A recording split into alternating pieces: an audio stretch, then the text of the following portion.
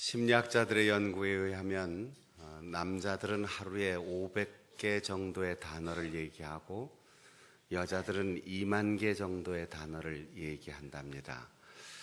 남자들은 500개 단어를 밖에서 다 쓰고 집으로 들어오는 거죠. 여자들은 온종일 옆집, 앞집 만나서 수다를 다 떨어도 절반도 못하고 남아있는 거지요. 이렇게 해서 저녁에 남편과 아내가 만나면 아내는 아직도 남아있는 한 10,000개 정도의 단어를 이제 쓰고 싶어 합니다. 여보, 별일 없었어? 남자가 대답도 안 하고 고개를 돌리고 들어갑니다. 별일 없으니까 지금까지 왔지. 여기까지 왔지. 여보, 당신 나 사랑해. 사랑하니까 내가 여보, 당신을 여보라고 부르지. 속으로 그러면서 대답도 안 하고 들어가는 거죠. 직장에선 별일 없어서 대답도 안 하고 들어가는 건 속으로 별일 없고 안 잘렸으니까 내일도 출근하는 거지. 이 단어의 숫자가 너무 차이가 나니까 나빠서가 아니고 구조가 달라서 갈등이 일어나는 거예요. 그럼 부인은 이렇게 생각하죠. 무관심하구나. 밖에 다른 사람이 생긴 거 아닌가. 내가 늙어서 그런가? 화장 좀 해볼까? 머리를 고쳐볼까? 여러 가지 생각을 하는 거예요. 남편은 그래서 독서를 하고 사회적 경험을 마음속에 감성적으로 잘 정리하고 그래서 아내에게 전해줄 또 다른 말들을 가슴에 품고 들어가야 돼요. 500단어를 다 썼는데 한 5,000단어는 준비해가지고 가야 되니까 남자들은 많이 힘들겠지만 그래도 그게 사랑의 길이지요. 여자분들은 아직도 해야 할 말이 많이 있겠지만 한 절반 정도를 줄이면 남편하고 서로 수준과 분량이 맞겠지요. 월급이 작아져서 아내의 불만이 생기는 게 아니에요. 남편이 나쁜 짓을 해서 아내가 남편을 구박하는 게 아니에요. 서로 관계하는 방식이 다르기 때문이죠. 비단 부부의 관계뿐 아닙니다. 우리가 세상을 살면서 고통을 겪기도 하고 문제에 봉착하기도 하고 여러 가지 갈등 상황에서 번민하기도 하는데 그 대부분은 돈의 문제도 권력의 문제도 명예의 문제도 아닌 관계의 문제입니다.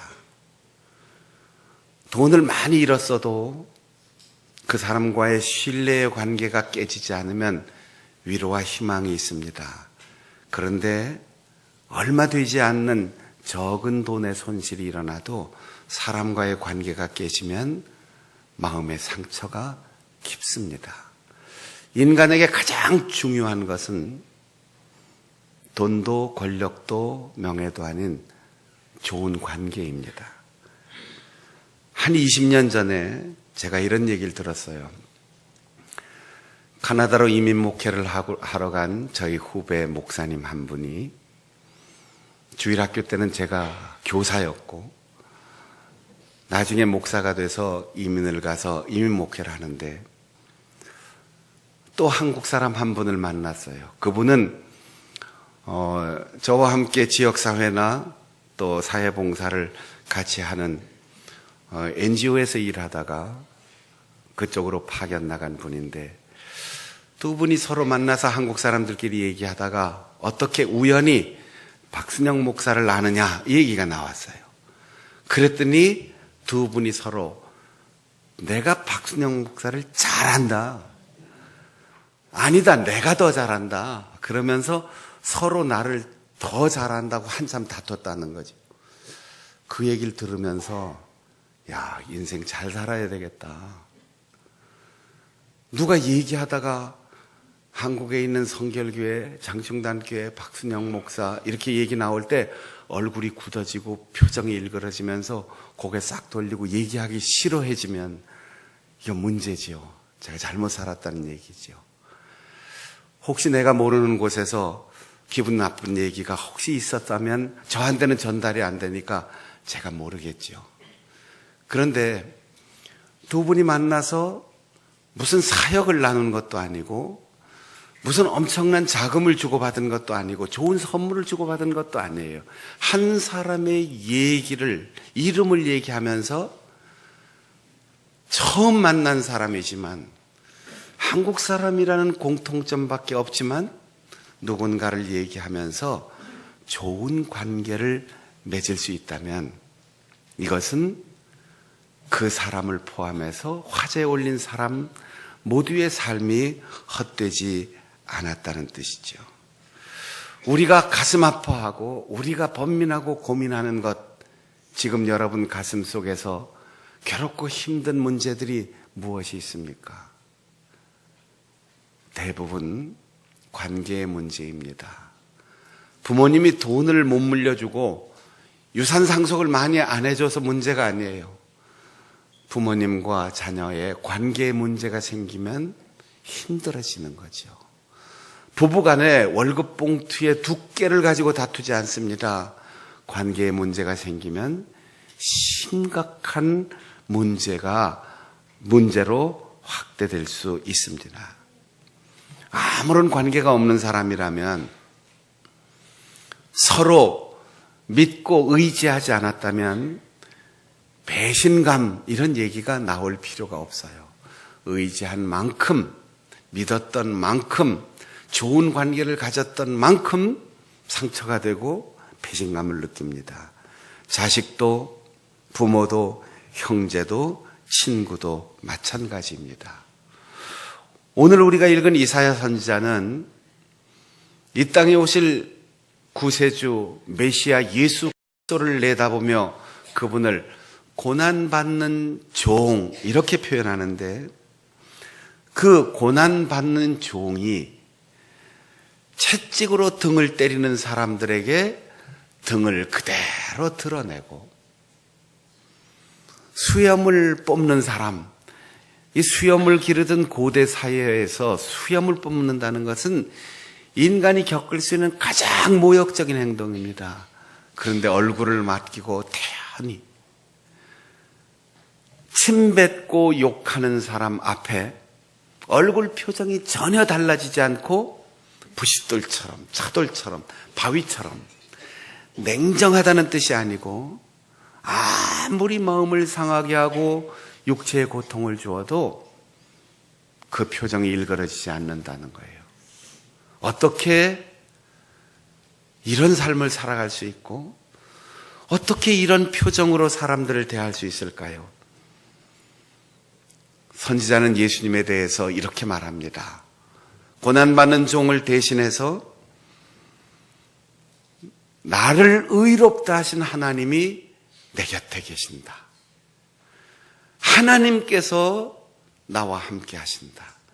그러니 사람들이 나를 박해하고 오해하고 억울하게 말해도 나는 두려워하지 않는다. 예수님은 사람들을 사랑하셨지만 사람에게 배신당하셨습니다.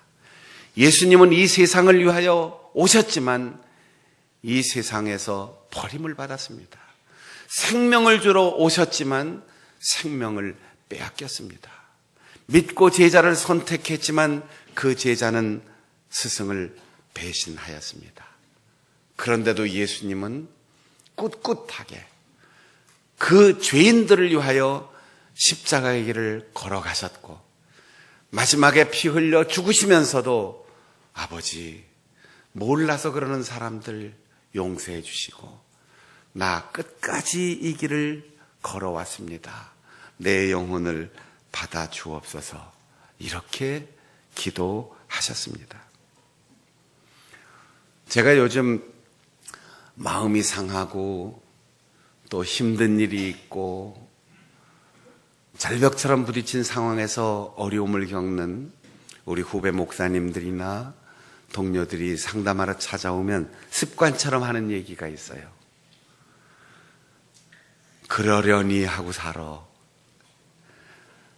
사람을 믿고 기대하고 준 것만큼 받을 수 있다고 하는 계산적인 생각을 가지고 있으면 늘 속상하고 늘 마음이 아픈 거지요. 사람은 그런 존재입니다. 우리가 믿는 것은 사람이 아니고 하나님을 믿는 겁니다.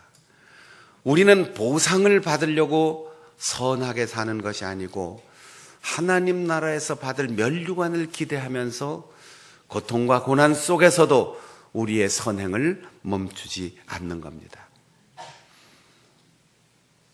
한 30년 전에 제가 저희 장인어른께서 오랫동안 몸이 불편해서 회갑이 되었는데 잔치도 못해서 좀 서운한 마음을 가지고 있어 한 주간 동안 휴가를 내서 저희 장인어른 두 내외를 모시고 추억 여행을 한 적이 있어요. 제가 일주일 동안 휴가를 내고 두 분을 모시고 제 아내와 저 강원도 바닷가로 저희 장인어른이 계시던 여러 근무지를 추억 여행하고 목요일 날 집으로 모셔다 드리고 제가 저 부안 앞바다에 있는 전라북도 부안 목회지에 복귀를 했습니다. 토요일 날 저녁인데 급한 전화가 왔어요. 아버지께서 저녁 식사를 하다가 갑자기 쓰러지셨는데 그대로 이미 돌아가셨습니다. 내일은 주일이고 오늘은 토요일 저녁이고 거리는 아무리 과속해서 가도 5시간은 가야 할 강원도 영월까지 전라북도 부안에서 너무나 먼 길이었어요. 제 아내는 서러움을 참지 못하고 울고 저는 어떻게 해야 하나 잠시 고민하다가 여보 오늘 우리가 잠이 오겠나? 오늘 토요일이라지만 오늘 잘 수가 있겠나? 가자. 그래서 토요일 날 저녁에 운전을 해서 강원도 영월까지 갔어요.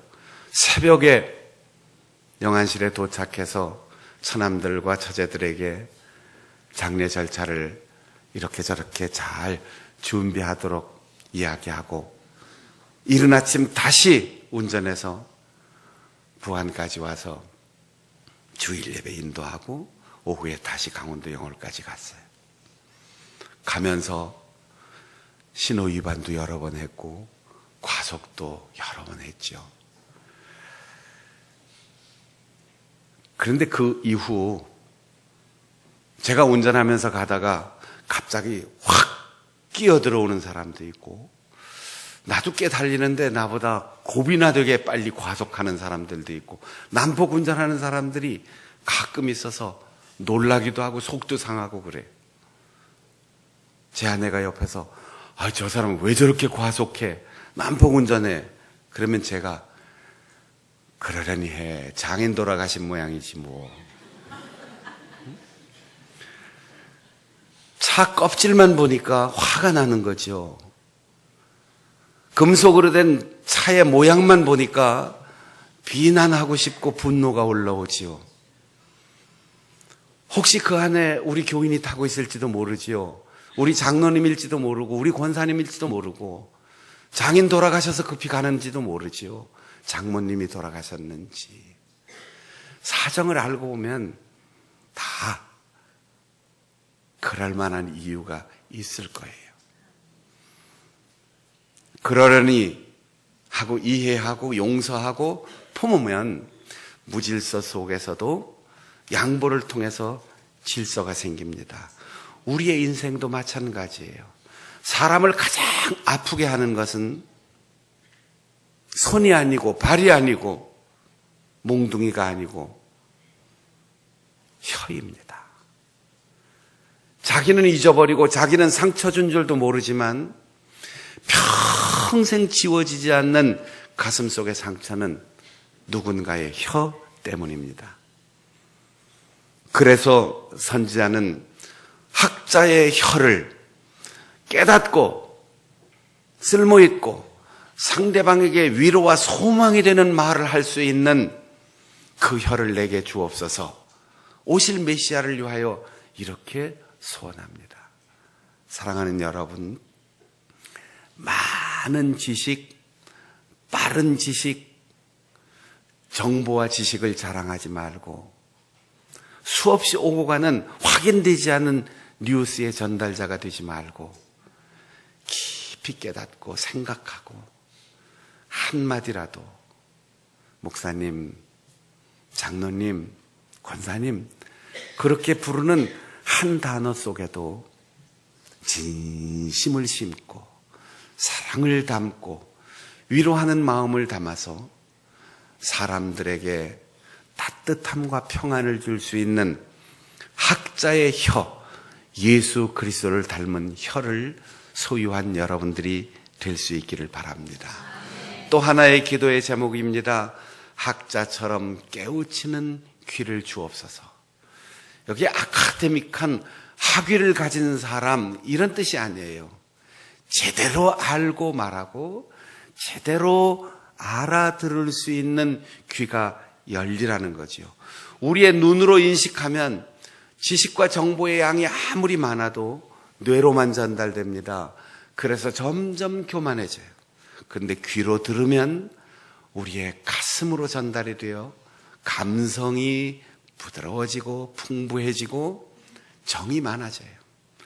좋은 악보가 있다고 해서 감동받는 게 아니에요. 우리 예쁜 찬양대원들이 여기 앉아있고 멋진 찬양대원이 앉아있다고 감동받는 게 아니에요. 아름다운 노래가 울려 나올 때 그 소리가 우리의 귀로 들어갈 때 우리는 감동으로 아멘 하고 응답하는 겁니다. 우리의 귀에 세상에 수많은 잡다한 소리가 들려오는데 하나님께서 우리를 깨우치는 소리를 들었으면 좋겠어요. 이번 한 주간 동안 그렇게 학자의 혀와 학자의 귀를 가진 우리 성도들이 되시기를 바랍니다. 얼마 전에 미국 가서 유학하고 온 목사님하고 얘기하는데 이런 얘기를 하더라고요. 유학 가기 전에 영어 공부를 열심히 해서 영어를 무척 잘한다 생각하고 유학을 가서 공부하는데 정신을 다 집중해서 교수님을 바라보면서 듣는데 한마디도 무슨 소리인지 못 알아듣겠더래요. 그런데 저쪽 운동장에서 한국 사람들 몇이서 운동하면서 노는데 그 자기들끼리 떠드는 소리는 정확하게 귀에 들어오더라는 거예요. 여러분, 우리가 너무 많이 알아요. 너무 빨리 들어요. 그러나 우리의 귀는 지식과 정보가 아닌 하나님께서 꼭 필요한 말씀을 주실 때 그 말씀을 듣고 그 말씀이 우리의 심장에 새겨지고 그 말씀이 우리의 혀로 사랑으로 표현될 때 부싯돌같이 얼굴을 굳게 하였다 그랬습니다. 우리는 별것 아닌데 소음 때문에 인상이 찌푸러지고 별것 아닌 단어 하나 마음이 상해서 괜히 시비가 걸리고 별것 아닌데 우리 얼굴이 충혈되어 붉어지고 분노가 확 올라옵니다. 그런데 하나님께서 말씀하시고 깨닫게 하시는 그것이 귀에 들려오고 그것이 우리의 혀에 올라오면 우리의 얼굴은 누가 뭐래도 편안하게 그렇게 사람들을 대할 수 있다는 거죠. 오늘 예배를 마치고 우리 성도들이 서로 대화를 주고받고 만나고 부활의 날을 기다리는 이 한 주간 동안 여러분의 삶에 깨우친 언어와 깨우친 지식과 감성이 누가 뭐래도 변함없는 평안한 표정으로 전달되고 주고받음으로 여러분을 만나는 사람들이 평안과 행복을 얻을 수 있는 한 주간 될 수 있기를 바랍니다. 기도하겠습니다. 하나님